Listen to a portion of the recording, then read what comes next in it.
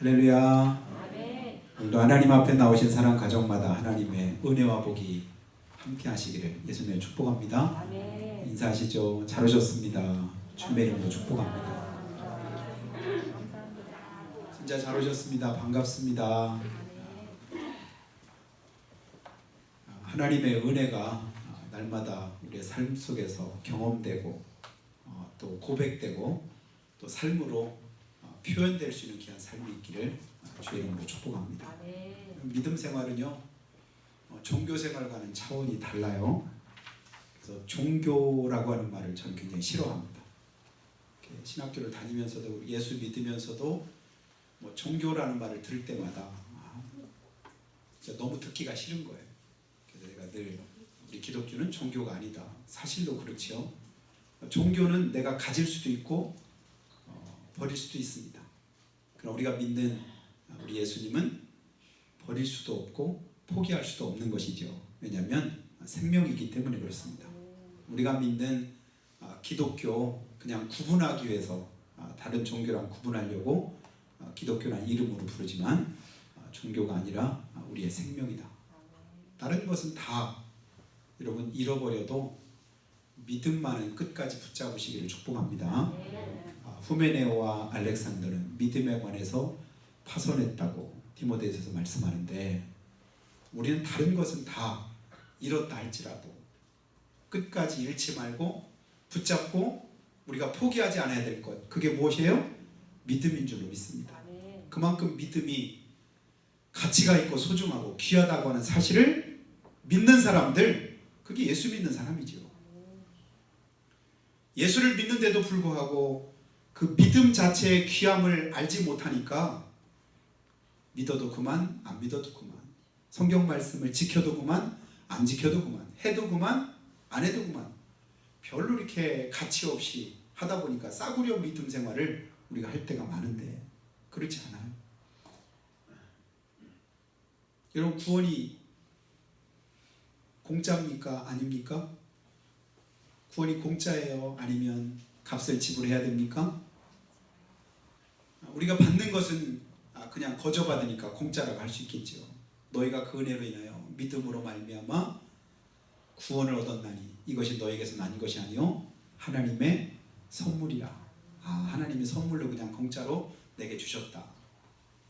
그렇다고 해서 그 구원이 가치 없는 게 아닙니다. 그 구원을 우리에게 주시고자 값비싼 대가를 하나님께서 지불하셨다는 사실을 우리가 기억합니다. 그것을 절실하게 느끼고 우리 마음에 담는 기간이 지금 사순절이잖아요. 사순절 5번째 주일을 우리가 맞게 되는데요, 7번째 주일 되는 때가 그때가 이제 부활주일입니다. 주님께서 이 땅에 왜 오셔야 됐는가? 십자가를 왜 지셔야 됐는가? 왜 모욕과 조롱을 다 받으시면서도 참으셔야 했는가? 그만한 가치가 있는가? 십자가에서 내려오라 그러면 내가 믿겠다. 남은 구원했으되 너는 구원하지 못하노다. 조롱하는 그들 앞에 보란듯이 십자가에서 뛰어 내려올 수도 있으셨을 것 같아요. 저 같으면 에이 진짜 못 참겠다. 그리고 그냥 십자가에서 내려올 수도 있었을 것 같은데 주님은 그러지 않으셨습니다. 무엇 때문이죠? 나 구원하시려고. 아버지여 아버지여 어찌하여 내 영혼을 버리셨나이까. 그 고통 가운데서 신음하고 소리칠지언정 우리 예수님은 끝까지 고통을 다 참으셨습니다. 이유는 한 가지예요. 우리를 향한 하나님의 사랑입니다. 그 사랑 안에서 우리를 멸망하도록 지옥 가도록 그냥 두실 수 없기에 그 십자가를 달게 지시고 끝까지 견디시고 참으셨습니다. 그리고 물과 피를 다 쏟으셨어요. 그리고 최종적인 결론이 뭐예요? 테텔레스타이, 다 이루었도다. 무엇을 이루셨죠? 하나님께서 우리를 향한 구원의 역사를 예수님이 다 이루셨습니다. 어디에서? 십자가에서. 이미 구원은 주님이 다 이루신 역사예요. 내가 몇 명을 전도해야 되고 얼만큼 선을 행해야 되고 얼만큼 하나님 앞에 헌신해야 되고 충성해야 되고, 이것은 구원과는 아무런 상관이 없습니다. 그거 하나도 안 해도 날 구원하신 예수님, 그분이 나의 구주되심을 믿고 고백만 하면 나는 구원을 받습니다. 그 다음 그 구원이 감사하니까 그 은혜가 그냥 가만히 있을 수 없어서 갚아야 되기 때문에 수고하고 애쓰고 헌신하고 충성하고 결국 그것은 하나님 앞에서 우리가 받게 될 상급이지요. 근데 그것이 없을 때는 부끄러운 구원을 받을 수밖에 없는데 우리가 행하는 모든 삶은 하나님 앞에 나오는 자는 반드시 히브리서 11장 6절에 말씀한 대로 두 가지를 말씀하죠. 하나님이 계신 것과 그가 자기를 찾는 자들에게 상 주시는 이심을 믿어야 할지니라. 뭘 믿어요? 하나님의 살아계심을 믿고 상 주실 것을 믿을 때 우리가 그 일에 헌신하고 충성합니다. 은행에다 예금하시오.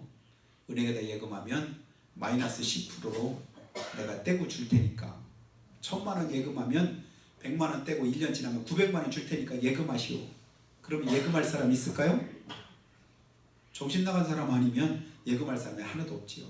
맡기면 조금 더 줄 테니까 10% 이자 줄 테니까 맡긴 것보다 더 줄 테니까 맡기시오. 그러니까 우리가 맡기는 거죠. 왜요? 내게 유익하니까. 우리가 주를 위해서 헌신하고 수고하는 이유는 무엇일까요? 확실하게 천국을 믿고 하나님의 약속을 믿기 때문에 그렇습니다. 주를 위해서 수고하고 헌신하고 충성하면 냉수 한 그릇도 결단코 그 상을 잃지 않으리라. 주님께서 주신다, 갚으신다, 이거 믿기 때문에 헌신하고 충성을 다하는 것입니다. 옛날 로마에서는 전쟁 나가서 승리를 하고 돌아오는 장군이 개선을 할 때 온 이제 시민들이 다 밖에 나와서 길에 도열하면서 개선하는 그 장군을 향해서 막 이제 박수치고 환호를 합니다.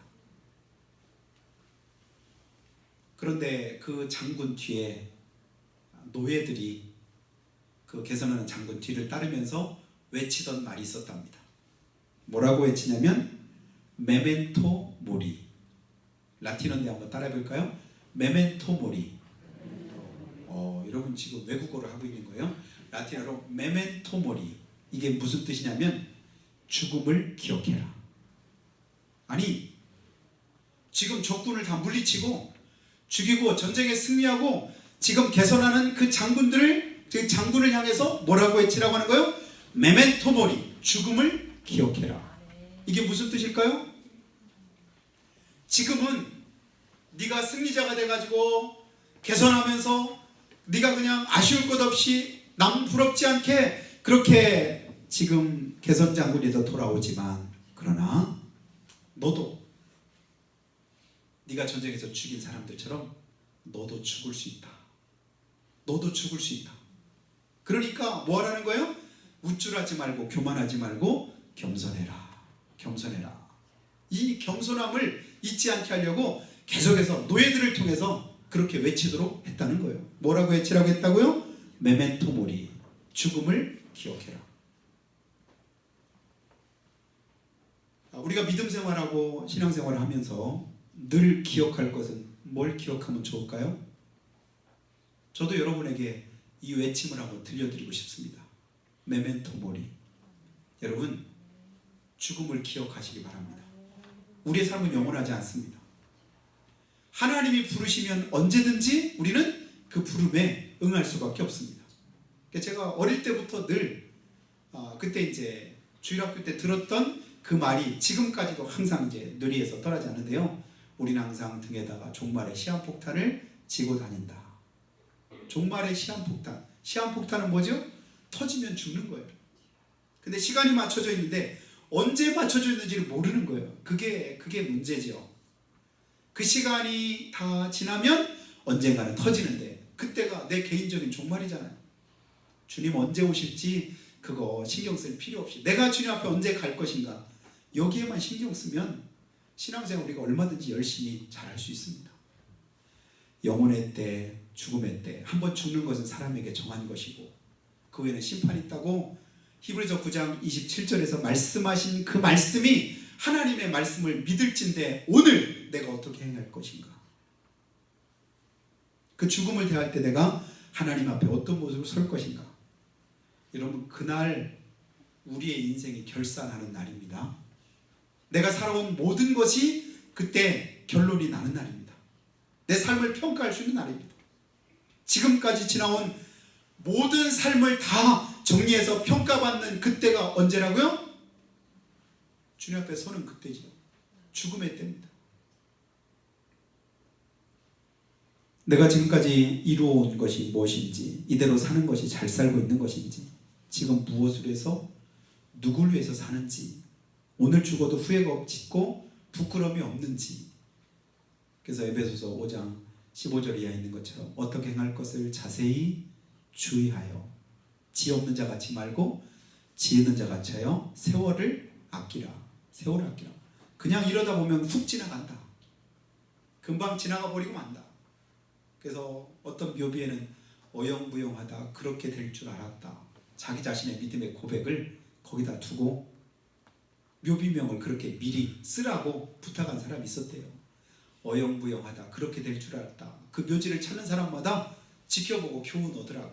아, 어영부영하다가 나도 이렇게 될 수 있겠구나. 뭐 하라는 얘기예요? 어영부영하지 말라는 얘기죠. 근데 수없이 이런 교훈의 말들을 듣는데도 불구하고 사람들의 고백을 통해서 듣나요? 하나님의 말씀에 이미 그것이 다 성경 안에 기록이 되어져 있고 우리에게 교훈으로 주어졌습니다. 모든 성경은 하나님의 감동으로 우리에게 주어졌는데 어떻게 해요? 교훈과 책망과 바르게 함과 의로 교육하기에 유익하도록 하나님 말씀하셨는데 그 말씀을 우리가 주위에서 듣지는 않습니다. 아니, 듣긴 들었는데 마음에 담지는 않습니다. 마음에 담아놓고 나서도 지키지도 않고 그냥 열매 맺지 못하게 하는 그런 이제 삶을 우리가 살아갈 때가 많지요. 그걸 마태복음 13장에서 씨 뿌리는 비유를 통해서 주님이 우리에게 가르쳐주고 계십니다. 씨가 뿌려졌다. 좋은 씨다. 어느 밭에든지 다 뿌려졌는데 나중 보니까 열매 맺고 결실하는 것은 25%, 4분의 1밖에 되지를 않더라. 어떤 건 싹도 났고 줄기도 났고 그리고 꽃까지도 폈는데 나중에 보니까 열매가 없더라. 이유를 거기다 기록을 해놨습니다. 끝까지 주님 말씀 붙들고 하나님의 뜻을 우리가 순종하면서 행할 때 결국 그것이 열매로 나타나게 되는데, 그렇게 되는 은혜를 주님께서 주시기를 예수님으로 축복합니다. 여러분, 오늘 말씀의 제목이 뭔가요? 삭달하기. 무슨 뜻인지 여러분 아시나요? 싹 따라 해라. 이 말을 목사님 혹시 잘못 쓴 거 아닌가? 싹 따라 하라고 싹 따라하기를 잘못해가 싹 따라하기라고 한 거 아닌가? 가끔씩 보니까 오타가 나던데 이렇게 생각하시는 분이 계실 수도 있을 것 같아요. 일부러 조금 쉽게 하는 것보다 조금 생각하면서 보라고 제가 이렇게 했는데요. 삭개오 따라하기, 이걸 좀 줄여서 제가 삭따라기라고 했습니다. 요즘 보니까 이제 그런 줄임말들을 많이 쓰잖아요. 인터넷 따라하기, 호박 농사 따라하기, 뭐 따라하기, 이런 게 이제 많이 이제 유행됐던 그런 시대에 우리가 사는데요. 오늘 말씀에 보니까 누가 나오냐면 여러분이 잘 아는 여리고성의 세리장이었던 삭개오가 나옵니다. 여러분, 삭개오 많이 들어보셨죠? 삭개오가 올라갔던 나무 이름이 뭐라고요? 우리가 이제 어릴 때부터 늘 뽕나무에 올라간 삭개오 하면서 노래도 많이 부르는데 오늘 말씀 보니까 뽕나무가 나오던가요? 이상하네. 이 성경에 뽕나무가 안 나오지? 다른 삭개오인가? 그게 아니고 예전에 개역 성경에는 뽕나무라고 기록이 되었어요. 근데 개역 개정판에는 그걸 돌무화과 나무, 본래 그 나무의 이름은 돌무화과 나무입니다. 그래서 제가 이르사를 갔을 때 그 나무를 이렇게 직접 보고 왔는데요. 이 돌무화과 나무를 우리 그동안 이제 뽕나무라고 이렇게 기록된 그런 성경을 이렇게 가지고 보았기 때문에 머릿속에 이미 다 이제 각인이 돼 있지요. 뽕나무에 올라간 삭개오.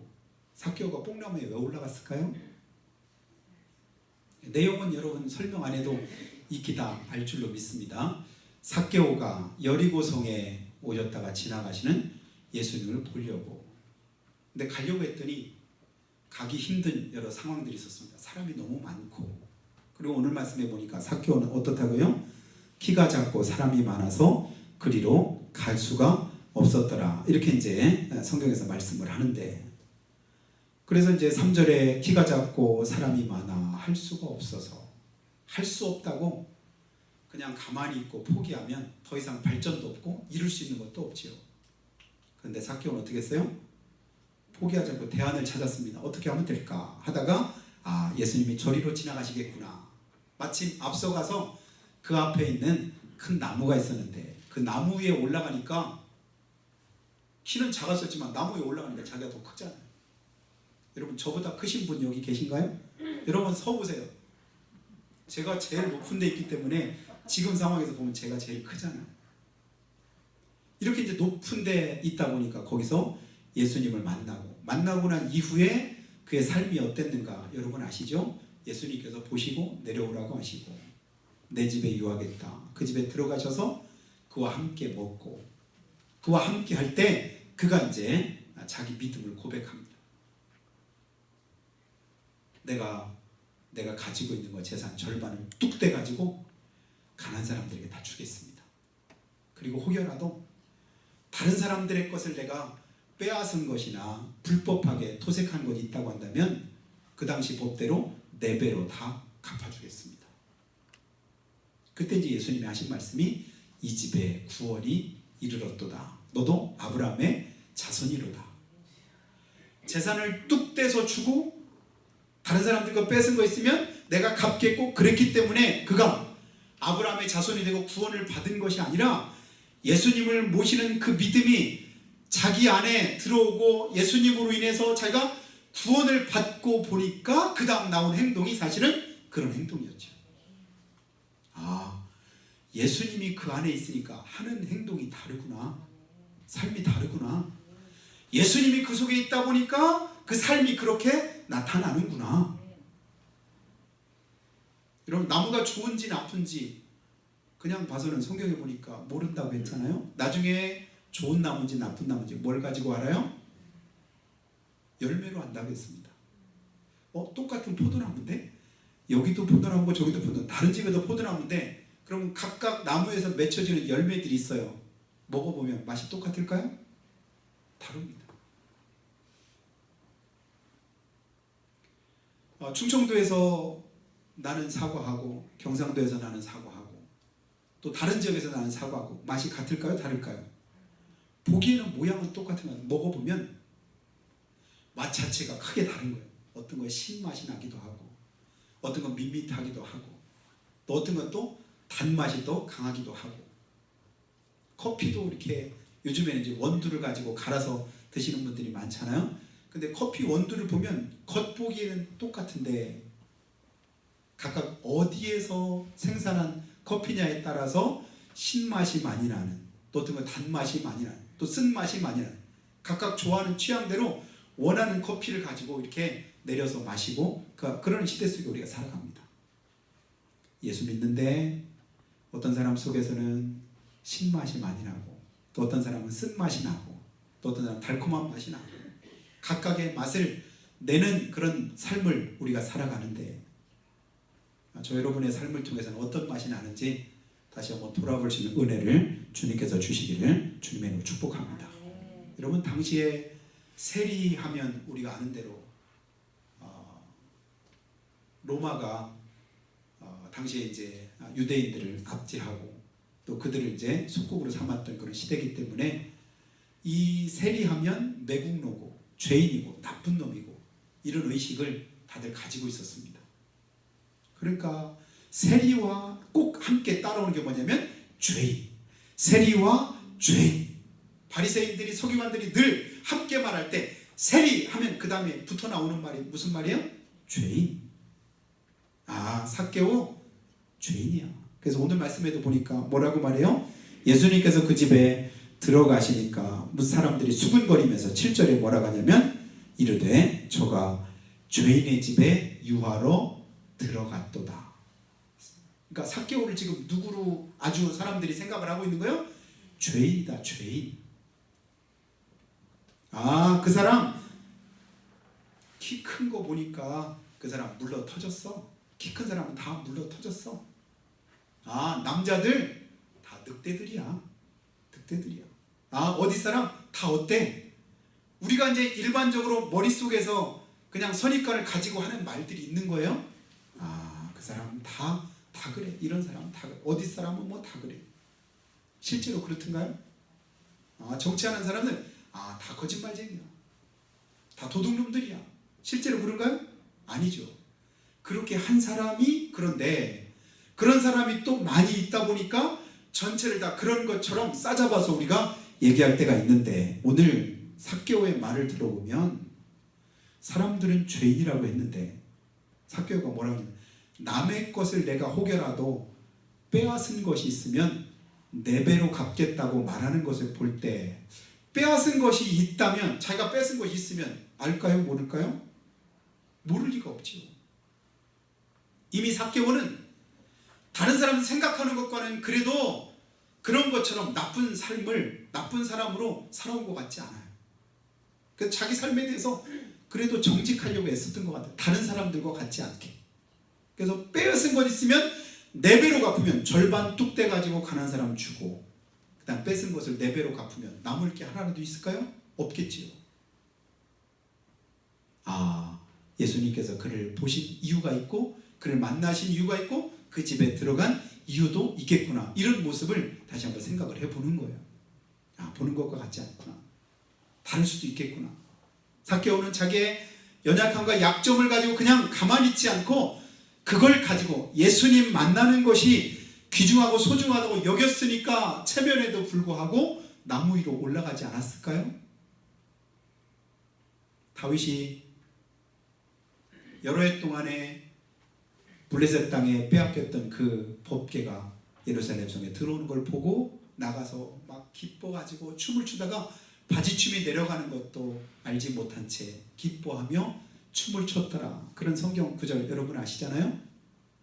그때 사울의 딸이었던 미갈이 뭐라고 말합니까? 왕이 채신머리 없이 어떻게 종들이나 하찮은 아래 것들이 하는 것처럼 그렇게 채통도 없이 그럽니까? 저도 가끔씩 듣는 말이긴 해요. 목사님 채통을 지키시오. 이 말을 누군가가 가끔씩 하는데 그 말이 뭔 뜻인지 저는 알지요. 그냥 있는 마음 그대로 드러낼 수도 있고 기분 그대로 표현할 수도 있고 한데 그때 다윗의 고백이 뭐예요? 나는 하나님 앞에서 그랬다. 하나님 앞에서 진솔한 자기의 마음을 고백한 거예요. 이 삭개오가 예수님을 만날 간절한 그 마음과 그 진심이 뽕나무 위에 올라가는 사람들이 다 볼 거 아니겠어요. 세리다 죄리다 보기만 하면 손가락질하고 고개를 돌리고 그러던 사람인데 모든 사람이 다 쳐다볼 수 있는 그곳에 올라간 이유는 한 가지예요. 남들이 뭐라고 하든 그것과 상관없이 나는 뭐 하겠다? 예수님 만나겠다. 그게 귀하다고 가치 있다고 여겼기 때문에 그렇습니다. 여러분 누가 뭐라고 하든 이 삭개오가 가졌던 그 마음처럼 주님을 향한 여러분의 믿음을 소중히 간직할 수 있기를 예수님의 축복합니다. 믿음의 삶이 귀합니다. 가치 있습니다. 소중합니다. 나중까지도 후회가 없습니다. 어떤 분 로또 1등 당첨한 사람 이렇게 인터뷰하는 거 제가 들어봤어요. 로또 1등에 당첨됐답니다. 당첨금이 20억 몇 천만 원 정도 되더라고요. 당첨된 거를 이렇게 다 이렇게 보여주더라고요. 그래서 이렇게 그때 기분 어떠냐고 물어보니까 심장이 쿵쾅 뛰는데 이 소리가 얼마나 크게 들리든지 발동기 돌아가는 소리처럼 쿵쾅 그렇게 들리더래요. 나한테도 이런 일이 있구나. 나한테도 믿어지지도 않고 안 먹어도 배가 안 고프고 잠을 안 자도 피곤한 줄도 모르고 그래서 그거 가지고 당첨금을 찾으러 갔습니다. 그랬더니 안 주는 거예요. 분명히 1등에 당첨이 됐는데 안 주는 거예요. 왜 그런지 아세요? 아니 1등 맞는데? 다시 봤어요. 1등 맞죠? 예, 맞아요. 그럼 당첨금 주세요. 근데 줄 수 없습니다. 왜냐하면 1등에 당첨이 되면 1년 안에인가 그걸 당첨금을 받아야 된다면서요? 근데 보니까 자기가 복권을 사가지고 있었는데 산 사실조차를 까마득하게 잊고 있다가 나중에 주머니를 보니까 복권이 있는 거예요. 그걸 이제 맞춰봤더니 그게 1등인 거야. 근데 한 2년 가까이 지나버렸는데 그때부터 막 속이 얼마나 막 쓰린지. 차라리 몰랐더라면 괜찮은데 그걸 알고 나니까 얼마나 쓰린지 그냥 사는 게 사는 것 같지도 않고 너무 힘들더래. 그러고 나서 몇 년 지났으니까 이제 그걸 이제 의연하게 그래도 이제 인터뷰를 하는 거지. 근데 주위 사람들이 더 난리래. 야, 그거 진짜 너무 아깝다. 얼마나 아까워요. 1년 안에 찾았더라면 20억이 내 것이 될 수 있는데 그냥 고스란히 날려버렸으니 우리가 혹여 그런 삶을 살고 있지는 않은지 여러분 영적으로 우리 자신을 돌아봤으면 좋겠습니다. 오늘 삭개오는 어떤 사람이냐면요, 2절에 보니까 삭개오라 이름하는 자가 있으니 세리장이요 또한 뭐예요? 부자라. 세리장이요 또한 부자라. 그러니까 세상적으로는 그래도 부족함이 없는 사람이에요. 성공한 사람 아니겠어요? 세리장까지 됐고 또 부자도 됐고. 근데 영적인 의미에서는 그게 그렇게 중요하지 않았던 것 같아요. 그러면 부족함 없이 아쉬움 없이 얼마든지 지낼 수도 있는데 예수님 지나가시는데 그 예수님 만나려고 그렇게 애써서 그렇게 한 것을 볼 때 자기 안에 고독함이 있었고 아쉬움이 있었고 또 갈등이 있었고 또 영적인 그런 이제 어떤 이제 사모하는 그런 마음들이 있었던 것 같습니다. 그것 가지고 안 되는구나. 돈 많으면 행복할 줄 알았더니 성공하면 그것이 다인 줄 알았더니 그것만 또 아니구나. 이걸 깨달았던 것 같아요. 부자 청년이 예수님 앞에 왔다가 어떻게 하면 영생 얻을 수 있을까? 똑같은 고민 안고 찾아왔던 경우도 우리가 알잖아요. 그래서 어릴 때부터 하나님 말씀은 다 지켰지만 그러나 너 한 가지 부족한 거 있다. 너 있는 거 다 가난한 자들 나눠주고 그리고 너 나를 따르라. 그리하면 영생이 내게 있으리라. 그런데 문제는 이 부자 청년이 슬픈 빛을 띠고 근심하면서 돌아갔다고 성경은 말씀합니다. 이유가 뭐라고요? 재물이 많은 고로. 그때 예수님이 하신 말씀이 부자가 천국에 들어가는 것이 얼마나 어려운지, 낙타가 바늘기로 들어가는 것보다 더 어렵다라고 주님께서 그때 이제 말씀을 하시지요. 세상적으로 가지고 있는 그것이, 모든 사람들이 부러워하는 그것이, 다른 사람들이 이 정도면 됐다고 그것이 좋다고 여기지던 그것이 오히려 자기에게 근심으로 슬픔으로 다가오는 그때, 여러분 우리는 어느 편을 택해야 될까요? 오늘 삭개오는 과감하게 부자라 그걸 내려놓고 주님 편을 택합니다. 그리고는 가지고 있던 것을 절반을 뚝 떼가지고 가난한 자들을 위해서 주겠다고 합니다. 왜냐하면 주님을 향한 그런 영적인 갈급함이 이제는 그 속에 채워졌다고 믿어져요. 예수 믿으면 오늘 이 삭개오처럼 사도 바울처럼 우리는 고백합니다. 내게 유익하던 모든 것이 이제는 다 내게 해로운 것으로 여겨질 만큼 여러분 그 주님이 귀하게 여겨지기를 예수님의 축복합니다. 그래야 우리가 우리 믿음이 온전해집니다. 세상 그 무엇보다도 가치 있고 소중한 것, 밭에 감추인 보화를 발견한 어떤 사람의 그 마음이 늘 우리 안에 있을 때 우리는 후회 없는 그런 인생을 살아갈 수가 있습니다. 밭에 파다 보니까 보화가 담겼는데 그것을 남의 밭이기 때문에 함부로 그것을 내가 캐나가면 그것은 이제 절도가 되니까 다른 사람은 아무도 모르는 일이고 나만 아니, 이게 믿음의 비밀 아니겠어요? 나만 아는 기쁨, 즐거움, 구원의 그런 은혜, 이것이 우리 안에 있을 때는 다른 것 볼 거 없는 거예요. 자기의 소유를 다 팔아서라도 그 밭을 산다고 하잖아요. 왜냐하면 거기에 더 귀한 것이 있으니까. 여러분 예수 믿으십니까? 천국 있다고 믿으십니까? 확실하게 믿습니까? 내가 장차 그 천국에 들어갈 것을 믿는 분만 한번 아멘? 아멘? 내가 그 천국에 들어간다. 그런데 들어갈 것처럼 살지는 않아요. 여전히 슬픈 빛을 띱니다. 여전히 근심합니다. 무엇 때문에? 주님께서 내게 주시는 말씀 때문에. 근데 삭개오는 그러지 않았어요. 그 뚝 떼서 버려서 염치불구하고, 그리고 무사람들이 수군거리는 어쩌든 상관없이, 그리고 주님 앞에 나아갔을 때 그가 주님께로부터 놀라운 축복을 받고 그가 구원의 은총을 덧입게 됩니다. 여러분, 삭개오처럼 따라서 저 여러분이 이런 믿음으로 살아갈 수 있기를 예수님은 축원합니다. 눈에 보이는 것 따라서 행하지 않고, 손에 잡히는 것 쫓아서 행하지 않고, 하나님이 기뻐하시는 그 일, 주님께서 원하시는 그 삶을 쫓아서 우리가 행할 때 우리 삶에 후회가 없고 은혜가 넘치는 그런 축복된 삶을 살 수가 있습니다. 여러분, 우리 가운데 어느 누구도 송명희 시인처럼 살고 싶은 사람은 없을 거예요. 제 나이 또래인데 나면서부터 한 번도 걷지를 못하고 여전히 뇌성마비로 온몸이 그냥 다 말 한마디를 제대로 하지 못하고 수십 번 병원에 그냥 왔다 갔다 하고 수술하고, 그러면서도 그 고통 가운데서 누워서 입으로 글씨를 쓰고 하면서도 그가 하는 고백은 공평하신 하나님, 아니 어떻게 그렇게 말할 수 있을까요? 공평하신 하나님. 여러분, 그렇게 말할 수 있을까요?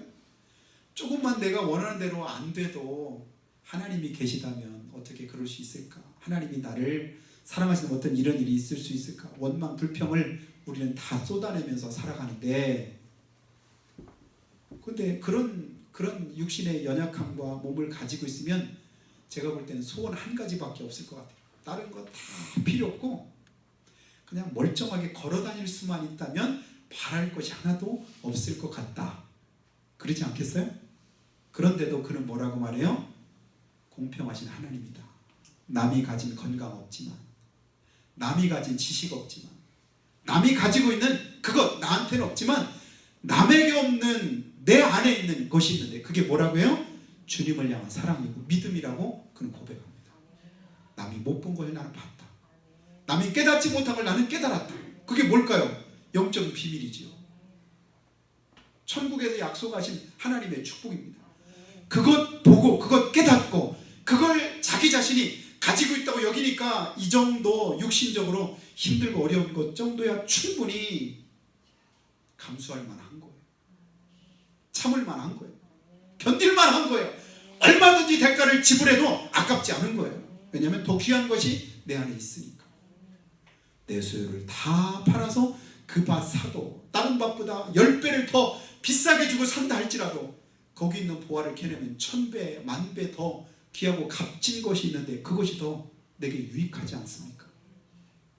천하보다 귀한 우리 영혼을 주님께서 구원해 주셨습니다. 그리고 하나님의 자녀로 삼아 주셨습니다.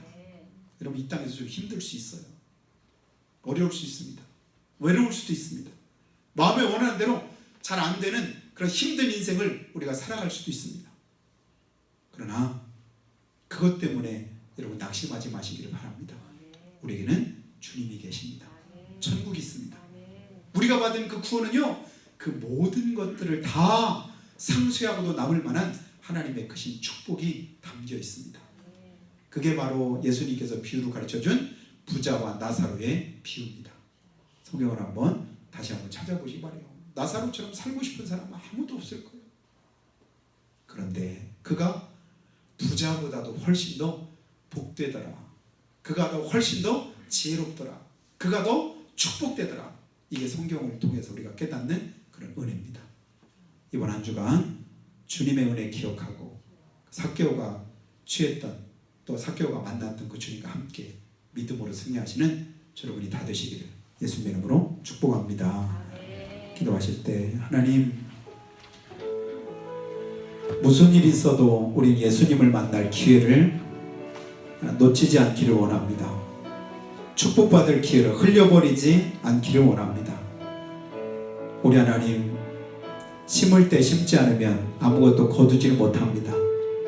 지금은 영혼의 때를 위해서 육신으로 심을 수 있는 절호의 기회인 줄로 믿습니다. 주님 앞에 가서 상급으로 받을 그날을 준비할 수 있는 또한 특별한 기회인 줄로 믿습니다. 이 믿음 가지고 이번 한 주간 우리의 남은 삶이 주 안에서 복되도록 지키시고 도와주시라고 한 목소리로 고백하며 기도하겠습니다. 하나님 우리 아버지, 은혜를 감사합니다. 주님의 크신 사랑 덧입고 주님 앞에 엎드려 구하는 바 주여 들으시고